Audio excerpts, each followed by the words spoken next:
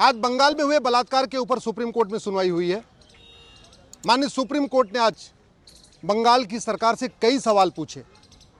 सिब्बल साहब बंगाल के लिए अपीयर कर रहे थे, लगातार वो डिफेंड करने की कोशिश कर रहे थे, लेकिन सुप्रीम कोर्ट के जो सवाल थे उसका सीधा सीधा जवाब नहीं दे पा रहे थे। सुप्रीम कोर्ट ने सबसे पहले पूछा कि जब वहाँ पे घटना हुई, मर्डर हुआ, तो तत्काल वहाँ के डॉक्टर्स ने, वहाँ के सीएमओ ने, वहाँ के हॉस्पिटल के हेड ने एफआईआर क्यों नहीं कराई।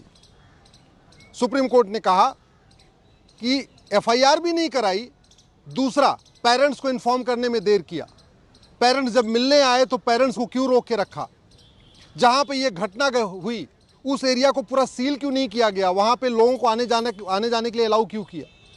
और सबसे इम्पोर्टेंट, जब डॉक्टर धरना प्रदर्शन कर रहे थे तो वहाँ पे 7,000 आदमी आए कहाँ से। ये बहुत सीधी सी बात है कि अगर कोई आपको कार्यक्रम करना होता है, 500 लोगों का कार्यक्रम करना होता है, तो आपको कम से कम 10 दिन 15 दिन तैयारी करनी पड़ती है, तब 500 लोग इकट्ठा हो पाते। वहाँ 7,000 लोग आ गए, और किसके समर्थन में? डॉक्टर के समर्थन में नहीं।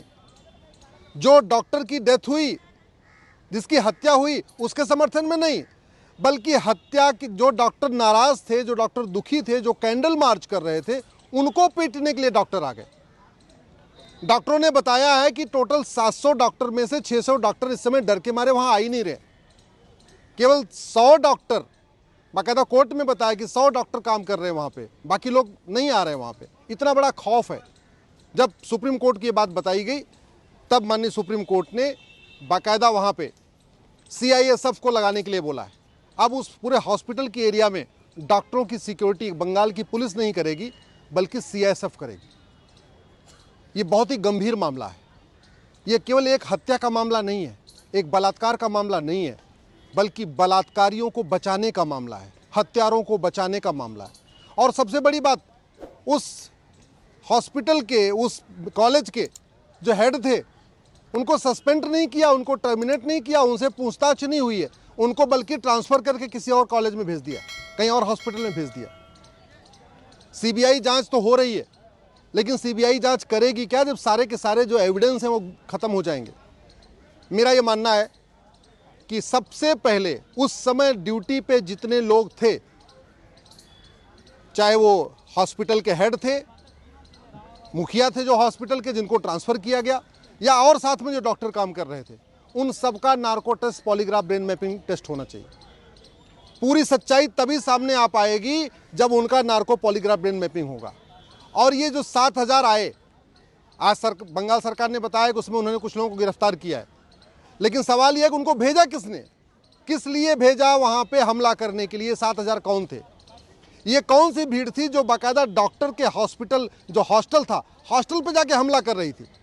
जो जेंट्स डॉक्टर हैं उनके हॉस्टल पे भी जाके हमला किया, जो लेडीज़ डॉक्टर हैं उनके हॉस्टल पे भी जाके हमला किया, और लेडीज़ डॉक्टर को तो रेप करने की धमकी दिया, बलात्कार की धमकी दिया, मर्डर की धमकी दिया।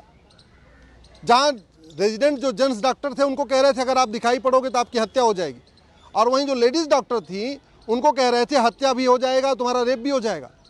ये कौन थे धमकी देने वाले? ये तो तब पता चलेगा कि जो ये धमकी देने में पकड़े जा रहे हैं, इनका नार्को पॉलीग्राफ ब्रेन मैपिंग हो। एक चीज़ बहुत स्पष्ट है, 7,000 आदमी इकट्ठा होना ये छोटी बात नहीं है। बिना पॉलिटिकल पार्टी के इशारे पे, बिना पॉलिटिकल आला कमान के इशारे पे 7,000 लोग इकट्ठा नहीं हो सकते। क्या पड़ी है रात को किसी को कि आके वो बलात्कारियों को बचाएगा? क्या पड़ा है कि लोग 7,000 लोग इकट्ठे होके आके जो हत्यारे उनको आके बचाएंगे? अरे इकट्ठा तो लोग होते हैं पीड़ित के पक्ष में, इकट्ठा होते हैं जिसकी हत्या हुई है, जिसका बलात्कार हुआ है। कभी बलात्कारियों को बचाने के लिए, हत्यारों को बचाने के लिए 7,000 की भीड़ कभी नहीं आती। आज तक कभी नहीं हुआ पूरे देश में आज़ादी के बाद से अब तक। आप बताइए जहाँ पे हत्यारों को, बलात्कारियों को बचाने के लिए 7,000 लोग इकट्ठा हुए हों। 1950 से लेकर आज तक कोई एक भी घटना ऐसी नहीं है जहाँ पे डॉक्टरों के ऊपर हमला करने के लिए 7,000 की भीड़ आई हो, और वो भी उन डॉक्टरों पे हमला करने के लिए जो कैंडल मार्च कर रहे हैं, जो विरोध प्रदर्शन कर रहे हैं। किसी की अगर ज़िंदगी ले लें समझ में आता है कि ठीक है 4 से 10 लोग आए। कई बार हॉस्पिटल में ऐसी बात होती है कि किसी की डेथ हो जाती है, उनके परिवारजन हम डॉक्टर पे हमला करते हैं, लेकिन 7,000 लोग इकट्ठे होके आए हैं। ये भारत में, आज़ाद भारत की पहली घटना है। इसलिए इसको बहुत गंभीरता के साथ लेने की ज़रूरत है।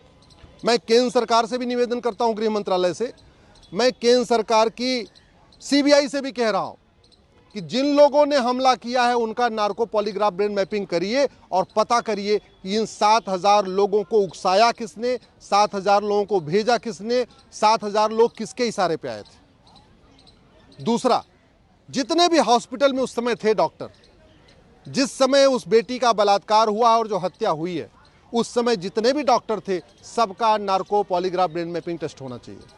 अल्टीमेटली पता तो चले मोटिव क्या था, कौन लोग थे, कौन कितने लोगों ने हत्या किया, कौन कितने लोगों ने बलात्कार किया, कितने लोग इस पूरी साजिश में शामिल थे, और वो कौन सी पॉलिटिकल पार्टी है, वो कौन सा नेता है जो इन 7,000 लोगों को वहाँ भेजा है, जिसने 7,000 लोगों को भेजा और जिसने हमला करवाया। लेडीज़ हॉस्टल पे भी हमला कराया, जेंट्स के जो जेंट्स डॉक्टर थे उनके हॉस्टल पे भी हमला कराया, पूरी तरीके से एक तरीके से पूरी अराजकता फैला दिया। जो कैंडल मार्च कर रहे थे लोग उनके ऊपर भी हमला हुआ, जो आम जनता कैंडल मार्च कर रही थी उनको भी धमकाया गया। ये कौन है, इसकी पूरी सच्चाई तभी सामने आ सकती है जब हॉस्पिटल में जो डॉक्टर थे उस समय उनका भी नार्को पॉलीग्राफ ब्रेन मैपिंग हो, और जो हुड़दंग कर रहे थे, जो बाकायदा डॉक्टरों को हत्या की धमकी दे रहे थे, लेडीज़ डॉक्टरों को बलात्कार की धमकी दे रहे थे, जो वो पकड़े गए हैं 10-20, उनका जब तक नार्को पॉलीग्राफ ब्रेन मैपिंग नहीं होगा, उनसे ये नहीं पूछा जाएगा किसके इशारे पे आए थे, क्यों आए थे, जो 7,000 लोग आए भाड़े के थे या वास्तव में कैसे आए, और आए थे तो उनको कितना कितना पैसा दिया गया था वहाँ पे लूट मार करने के लिए, धमकाने के लिए। ये पूरी सच्चाई तभी सामने आएगी जब narco polygraph brain mapping test होगा।